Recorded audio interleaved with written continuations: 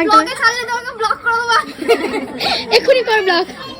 আমাদের দুই বান্ধবীকে আমরা কদিন আগে আইব্রো ভাত খাইয়েছিলাম, আর সেই ভিডিওটা তো তোমরা দেখেই নিয়েছো। আর সেই দিন ছিল তারই মধ্যে এক বান্ধবীর বিয়ে, তাই সকালবেলায় এখানে আমি গায়ে হলুদের জন্য রেডি হয়েছিলাম। আর আমাকে কেমন লাগছে তোমরা অবশ্যই জানিও। তার আগের দিন অনেক রাত পর্যন্ত জেগে আমি এইটুকু মেহেন্দি করেছিলাম, কারণ আমি সেভাবে ভালো মেহেন্দি করতে পারি না। আর এখানে অনেকক্ষণ ওয়েট করার পর তো আমার বন্ধুরা চলে এসেছিলো আমাকে নিতে। মানে আমাদের বাড়ির পাশেই মানে মানে বান্ধবীগুলোর বাড়ি, তাও আমি ওদের জন্য একটু ওয়েট করছিলাম একসাথে সবাই মিলে যাব বলে। আর এখানে তো দেখতেই পাচ্ছ আমরা সবাই মিলে চলে গিয়েছিলাম আমাদের ব্রাইডের বাড়িতে।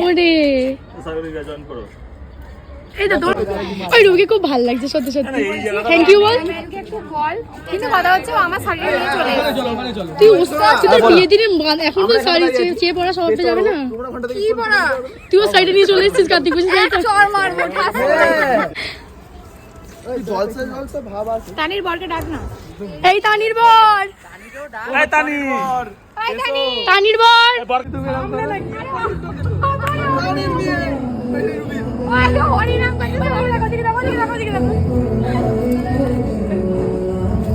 ঠিক আছে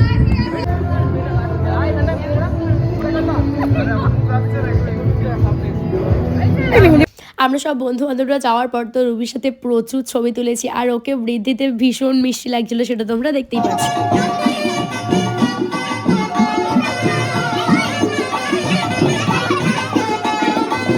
আর তার কিছুক্ষণের মধ্যেই ছেলের বাড়ি থেকে গায়ে হলুদ চলে এসেছিলো। আর ছেলের বাড়ি তো একদমই আমার বাড়ির পিছনে। আর এখানে সবচেয়ে ইন্টারেস্টিং ব্যাপার হলো দাদার বন্ধুর সাথে হচ্ছে আমার বান্ধবীর বিয়ে, তাই দাদাও চলে এসেছিলো মানে বরপক্ষ থেকে, আর আমি গিয়েছিলাম কনে পক্ষ থেকে। এই যে আমাদের ব্রাইড যে মানে বিয়ে করবে বলে উঠে পড়ে লেগেছে, মানে রেগে বোম হয়ে গেছে। রেগে যাচ্ছে ব্রাইড, মানে রেগে বোম হয়ে গেছে, মানে ওর বিয়ে করে এত টাকা থাকতে হবে। ব্লগে ছাড়লে তোকে ব্লক করে দেবো। এক্ষুনি কর ব্লগ।